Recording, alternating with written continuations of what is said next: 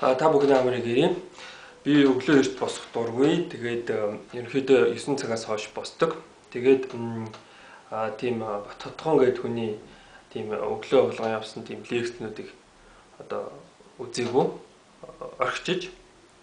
Тэгээд саяхан хүн одоо чинь зөвлөд чи одоо бас нэг тийм үзэж хараач гэж юм л да. Тэгээ би сая өглөө үзлээ. Тэгээд хасын тухай ярьж байна. Хас нь одоо жишээ нь Тэнгэрийн сүлд энэ төр гэж тий. Тэгээд энэ хас нь одоо ямар ч юм талаар би одоо өөрийнхөө бодсон гэж тайлбарлаж өгсөн юм аа. Тэгээд шүүмжилж яана л да одоо жишээ нь ерөнхийдөө наад цаанаа одоо нар буруу хасыг одоо шүтээд байна ч гэх юм. Одоо жишээ нь энэ Аргогийн бүтээсэн Чингис хаан байна л да.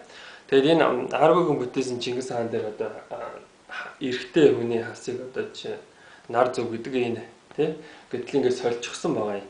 Тэгээд энэ нар буруу хасыг одоо Чингис хааны цээжин дээр тавьсан байна л да. Тэгээ ингээд нар буруу нар зөв гэдэг ингээд хаваад идгийн учир нь болохоор ямар ч тамхир ингээд гэрт ингээд нар тусдаг анх тусдаг зөв нь ерөнхийдөө тэр дахиад зөв гэдэг тий ерөнхийдөө баруун тал. Тэгээ баруун талаас ингээд юу яадаг хоймрын зөв ингэж хөдөлдөг. Тэгэхээр энэ болохоор одоо нар зөв эмэгтэй хүн болохоор нөгөө нэг гал тогооны тал руугаа явдаг учраас тий нар буруу иргэдэг. Тэгээд энийг нь болохоор эмэгтэй хүний хас, энийг нь эрэгтэй хүний хас гэж хуваадаг. Энийг тэгээд гэрт амьдэрдэг ерөнхийдөө бойлохонооч бүгд л мэдж авах. Тэгээ бойлохо гэдэг үгийг их ашиглаж байна л да. Тэгээд тийм юм байсан ч юм уу. Эртээр үед одоо бойлохо гэж ерөнхийдөө байгаагүй сүйдэл гарсан юм байх гэж бодож байна. Тэгээд монголчууд одоо энэ бас юу байгаа штэ бурхны шашин гэж байгаа. Энэ бурхны шашин дээр болохоор хасыг бас хэрэгэлдэг. Тэгээд манай энэ бурхны шашин дээр болохоор одоо юу яадаг очрыг дунд нь тавиад эр хасыг нь мэдээж баруун талдаа ийм хасыг нь мэдээж зүүн талдаа тавьдаг. Тэгээд энэ болохоор юу гэдэг энийг монголчууд худал гээд энийг үнэн гээд энийг учир гэдэг. Худал үнэн учир гурав байх юм аа. Тэгээд монгол хэлэнд учир гэдэг үгүй тэр нь мэдээж оо хоёр адилхан учраас очир болдог. Тэ. Тэгээд энэ худал үнэн гэдэг нь болохоор одоо очроос бас гаралтай гэж үзэн л дээ. Хэрвээ баруун зүг шидэх юм бол одоо очир бөмбөг те ийшээ иргэн. Гэхдээ гадна талын гэрэл нэг иймэрхүү хаах жишээ. Зүүн зүг шидвэл одоо ийм болдог.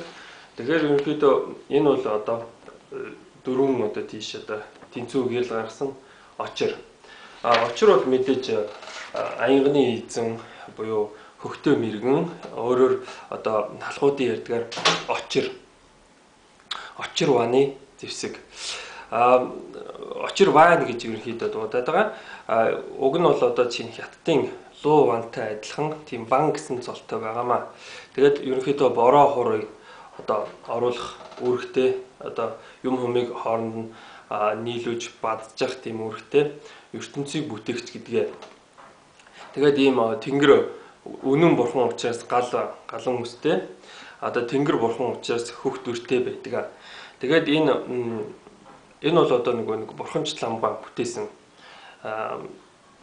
нэг очирван бурхан мэдээж энд эмэгтэй хүн байхгүй нь их сонирн байгаа. Тэгээд очирван бурхан заавал одоо хангарттай хамт явдаг юм а гэж өвөө минь сургасан. Тэгээд энэ очирван бурхан нэг хөлөө өргөсөн байдлаар дүрслэх ёстой. Гэтэл хоёр хөл нь хоёулаа газар байна. Тэгээд ягаад ч юмдээ сайрах хөлтэй байгаамаа. Тэгээд ягаад очирван одоо бүгдийг бүтээсэн юм бэхэр одоо тэнгэрт хамгийн одоо тод гялалцдаг одоо юу байдаг? Хөхтөө мэргэн гэж байдаг. Тэгээд тэр хөхтөө мэргэн одоо монгол хүнийг бүтээсэн гэсэн тийм домог байдаг. Тэгээд тэр домгийн дагуу бол одоо тэр хөхтөө мэргэнээс болоод хүмүүс тийм ир юм хөхтөө идэг гэж ярьдаг. Төхөөс хөх толготой ч байдаг гэж ярьдаг. Тэгээд энэ хятадын арга билэг гэж байдаг тийм.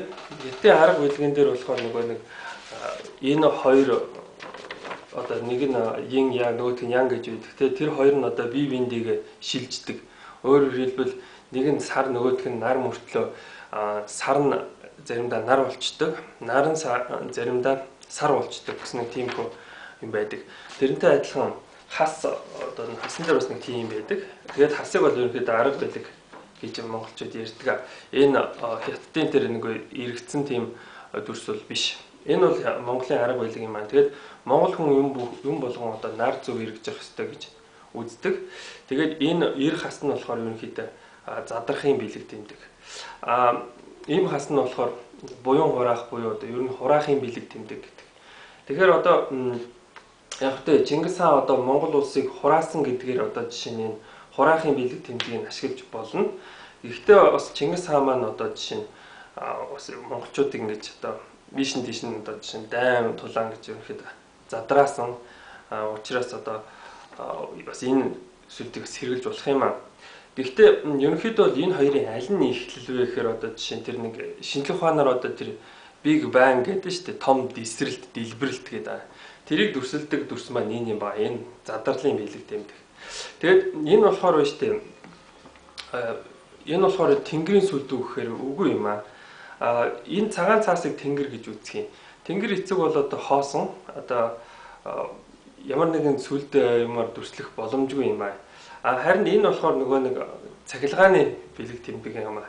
Тэгэд бүх юм молекул одоо атом болгонд одоо тийм цахилгаан байдаг. Тэгээд ерөнхийдөө бүх юмыг одоо ийм цахилгаан бүтээчихсэн буюу одоо жишээ нь учир ван гэж штэ. Эсвэл очир ван тий. Тэр бүтээсэн гэсэн нэг тийм байдаг байхгүй. Тэгээд энэ очир ван нь болохоор одоо жишээ нь эд болгонд байдаг учраас эдийн тэнгэрийн сүлд гэдэг. Тэгэхээр энэ болохоор одоо ерөнхийдөө нэг тийм ер нь эдийн тэнгэр хэр чинь нэг мөнгө төгрөгтэй л холбоотой бурхан л да. Тэгээд би ингээд нөгөө нэг лекцэн ингээд өнөө өглөө унсан чи ерөнхийдөө миний толгой ойлгохоо юм уу эсвэл би ер нь сайхан ойлгохгүй. Тэгээд 5 элемент гэж их л ярих юм. Хятад 5 элемент гэж их ярьдаг байхгүй. Тэгээд бас нэг ханш нэг өдөр мөдөр гэж бас ярьж лээ л да. Тэгэхээр бас ерөөсө болохгүй бол биш үү? Энэ одоо уламжлалт бурхны шашнаа дагаачил гэж хэлмээр байна. Сүүлийн үед гарч ирж байгаа бөөнөр бол одоо жишээ нь хүснээр л ярьцгаана. Тий. Тэгээд энэ бурхны шашин дээр болохоор мэдээж очир маань бол хамгийн дээд одоо бүтээгч эзнийг төлөөлөгч бурхан юм аа. Тэгээ гартаа тэр юмны учрыг татгадаг юм аа. Анхаарал тавьсан баярлалаа.